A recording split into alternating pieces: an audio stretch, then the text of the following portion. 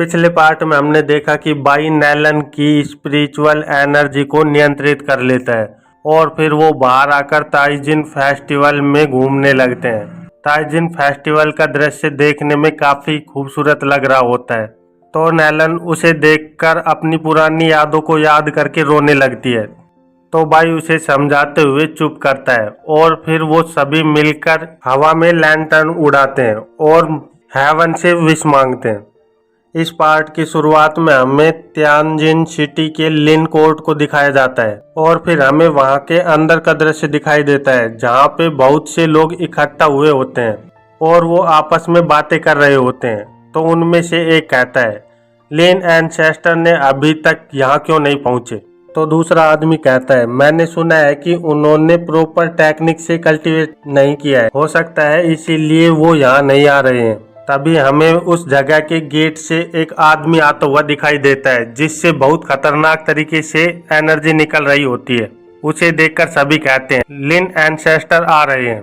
और फिर हमें लिन फैमिली के हेड लिन जैन नैन को दिखाया जाता है जिनके हाथ में एक बच्चा होता है। तो एक आदमी कहता है, वो तो कह रहे थे कि लिन एंसेस्टर यहाँ आ रहे हैं, फिर यहाँ क्यों फैमिली हेड अपने हाथ में बच्चा लेकर आ रहे हैं?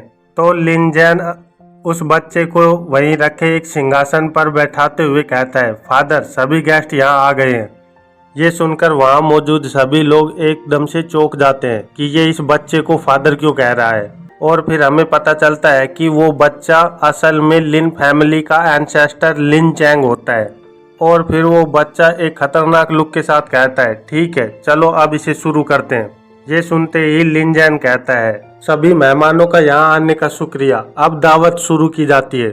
तो एक आदमी अपने हाथ में एक गिफ्ट बॉक्स लिए कह रहा होता है, मुझे तो एक बच्चे को इतनी रेस्पेक्ट देने में बहुत अजीब लग रहा है, मैं इस बच्चे के सामने कैसे झुक सकता हूँ? तो उसके पास में खड़ा आदमी भी सहमति से सर हिलाता है। ये सुनकर लिन एंसेस्टर गुस्से में आ जाता है और वो अपना ओरा रिलीज करता है जिसके प्रेशर से वहाँ मौजूद सभी लोग घबरा जाते हैं और वो प्रेशर बहुत ज़्यादा हाई होता है। तो उनमें से एक आदमी कहता है, तो ये रिकम्बाइनिंग रियल्म की ताकत है, सच में कितना खतरनाक हो रहा है ये। और वहाँ मौजूद सभी लोग अपना सर झुकाकर लिन एंसेस्टर को ब्रेक थ्रू करने के लिए कॉन्ग्रेचुलेट करने लगते हैं और एंसेस्टर की बड़ाई करते हुए कहते हैं कि एंसेस्टर ये कल्टीवेशन तो सच में सबसे ज़्यादा ताकतवर है। हम आशा करते हैं कि एंसेस्टर जल्दी ही एसेंट रियल्म में पहुंच जाएं। और फिर हम देखते हैं कि इधर बाई और उसके दोनों डिसाइपल्स खाना खा रहे होते हैं। तो नैलन कहती है, मास्टर मुझे नहीं लगता कि हमें यहाँ बैठे रहना चाहिए क्योंकि सिर्फ हम ही यहाँ पर बैठे हैं। तो बाई कहता है, इसमें गलती क्या है, ये लोग वैसे भी हमें नहीं देख सकते। और हम देखते हैं कि उनको छोड़कर बाकी सभी अपना सर झुकाए रेस्पेक्ट दे रहे होते हैं। तो सू कहती है, ये कितना एरोगेंट हो रहे हैं, ये तो बस एक बॉडी रिकम्बाइनिंग स्टेज पे ही तो पहुंचा है, कितनी हंसी की बात है ये। तो भाई उन्हें बताता है कि पूरे साउथ रियल्म में कुछ ही ऐसे कल्टीवेटर है जो रिकम्बाइनिंग स्टेज तक पहुंचे हैं, इसलिए तुम ऐसा कह सकती हो कि ये साउथ रियल्म क्या टॉप कल्टीवेटर बन गया है। चलो इसे अपने आप पर गर्व करने दो। और हम देखते हैं कि मैंग सू का खाना खा रही होती है। तो सू मैंग पे गुस्सा करने लगती है और कहती है, तुम अपना खाना खाओ। तो मैंग उसे कहती है, तुम्हारा खाना मेरा खाना और मेरा खाना वो तो मेरा है ही। और नैलन सोच रही होती है, तो ये बॉडी रिकम्बाइनिंग स्टेज है, लेकिन मुझे ऐसा क्यों लग रहा है कि ये अभी मास्टर से बहुत कम है। और तभी बाई के पीछे से आवाज आती है कि उसे अपने आप पर गर्व करना चाहिए, तू जैसा ट्रैश ऐसी बातें कैसे कह सकता है, बाई लियो चैन। और हम देखते हैं कि बाई की ओर एक आदमी आ रहा होता है और हमें बताया जाता है कि वो आदमी लिन जैन का डिसाइपल ये जी होता है जो नेसेंट सोल के पीक पर होता है। उसे देखकर बाई कुछ सोचने लगता है, उसे समझ नहीं आ रहा होता कि ये आखिरकार है कौन। तो ये जी गुस्से से बाई को कहता है, मुझे ऐसे क्या देख रहे हो, क्या तुमने मुझे पहचाना नहीं? तो बाई अनजान बनते हुए कहता है, हाँ मैंने तुझे नहीं पहचाना, कौन है तू? ये सुनकर ये जी को बहुत तेज गुस्सा आने लगता है और उसका गुस्सा बाहर भी साफ दिखाई दे रहा होता है। और वो कहता है, सालों पहले तुमने एक औरत के लिए मुझे इतना नीचा दिखाया था और अब तुम मुझे भूलने का नाटक कर रहे हो। मैं तुझे छोड़ूंगा नहीं। एक ना एक दिन तो मैं इसका बदला लेकर ही रहूंगा। और तभी येजी को खांसी आने लगती है और उसके मुंह से खून निकलने लगता है, जिसे देखकर बाई, सू और नैलन चौंक से जाते हैं। और सू कहती है, क्या ये अभी यहीं मरने वाला है? और बाई हंसते हुए कहता है, ओह मुझे याद आ गया, तुम तो येजी हो। तो येजी खांसते हुए कहता है, बाई लियो चैन, मैं पहले तुझे कुछ नहीं कर पाया क्योंकि तू अकेडमी में ही रहता था, लेकिन आज तू अकेडमी से बाहर आ गया है, तो क्यों ना हम दोनों के बीच की बात को सेटल कर लिया जाए। तो बाई उसका मजाक उड़ाते हुए कहता है, ब्रोदर येजी, कितने साल हो गए तुम्हें इसी तरह कल्टीवेशन करते हुए। ये तुमने अपनी क्या हालत बना रखी है। ये लो, ये एक ड्रम स्टिक तुम्हारा पेट भर देगी। तो येजी गुस्से से बाई के पकड़े हुए ड्रम स्टिक को दूर फेंकते हुए कहता है, अपने आप को मूर्ख दिखाना बंद कर। तुझे पता है कि मैं क्या कहना चाहता हूँ। अगर तू मरना नहीं चाहता है तो जल्दी से अपने घुटनों पे बैठ जा। आज मैं भी तुझे उसी तरह बेइज्जत करूंगा जैसे तूने मुझे सालों पहले किया था। ये सुनकर सू को गुस्सा आ जाता है और वो कहती है, तेरी हिम्मत कैसे हुई बुड्ढे, जो तू मेरे मास्टर से इस तरह बात कर रहा है।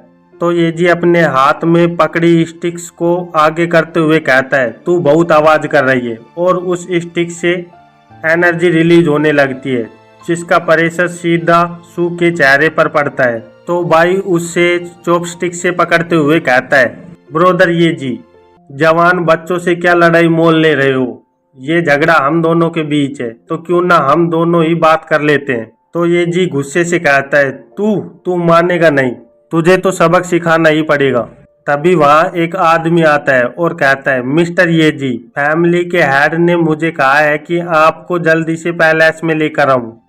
ये सुनते ही येजी उस आदमी के साथ जाने लगता है। तो सू उसे देखकर कहती है, कितना पागल आदमी है ये, जो बिना मतलब के झगड़ रहा है।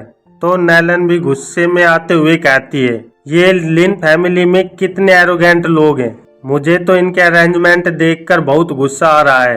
तो सू कहती है, यहाँ सब के सब अंधे हैं, कितनी अनोइंग बात है। तो बाई कहता है, कोई भी कुत्ता अपने मालिक की इजाजत के बिना नहीं भौंकता।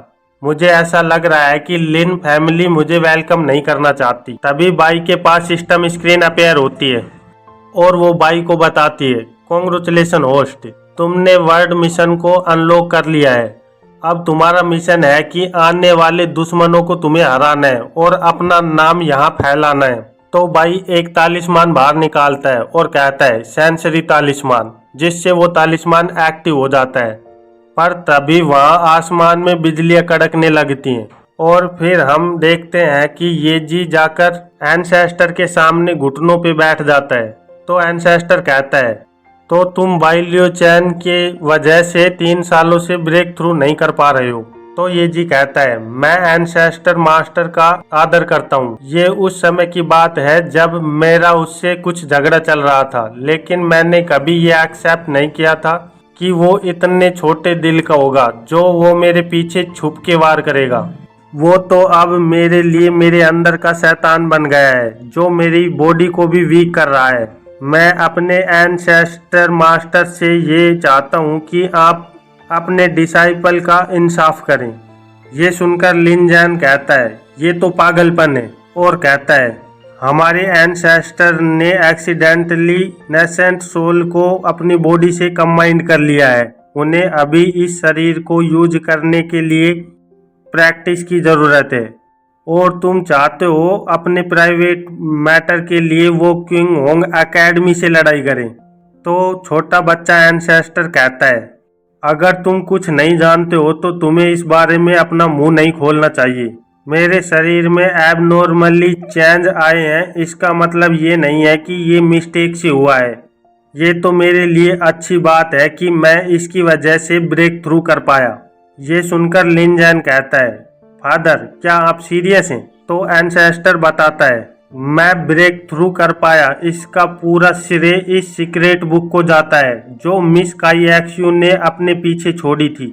वैसे तो उनकी हैंड राइटिंग को समझना बहुत ही मुश्किल है, पर इसमें जो सीक्रेट लिखे हैं वो सच में बहुत पावरफुल है।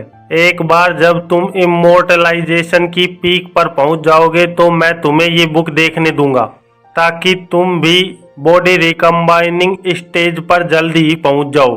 ये सुनकर येजी और लिनजैन एंसेस्टर के सामने झुक जाते हैं और उसे थैंक्स कहते हैं। तो एंसेस्टर कहता है, वैसे तो क्विंगोंग अकेडमी इस वक्त मेरे सामने कुछ नहीं है, लेकिन वहाँ का हेडमास्टर ली अभी भी खतरनाक है और वो हमारे लिए मुसीबत खड़ी कर सकता है। तुम समझ रहे हो ना ये जी? तो ये जी हाथ जोड़कर और अपना सर झुकाकर कहता है, जी मास्टर, मैं समझ गया। और तभी वहाँ आकाश में एक फॉर्मेशन बनने लगता है। तो सभी लोग कहने लगते हैं, ये कैसी आवाज है, ये यहाँ क्या हो रहा है? और ये देखकर लिनजैन भी कहता है, आखिरकार यहाँ चल क्या रहा है? तो एंसेस्टर कहता है, यहाँ कोई है जो ताइजिन सिटी के ग्रांड फॉर्मेशन पर अटैक कर रहा है। लगता है कि ये फॉर्मेशन ज़्यादा देर तक उसे नहीं रोक पाएगा। और हम देखते हैं कि ताइजिन सिटी के ऊपर बादलों में एक सांप की आकृति उभरने लगती है, जो देखने में बहुत ही डेंजरस लग रही होती है। और उस सांप की आकृति पर एक आदमी मुखौटा पहनकर खड़ा होता है। और यहीं इस चैप्टर का अंत हो जाता है। तो फिर मिलते हैं अगले चैप्टर में, तब तक के लिए बाय बाय।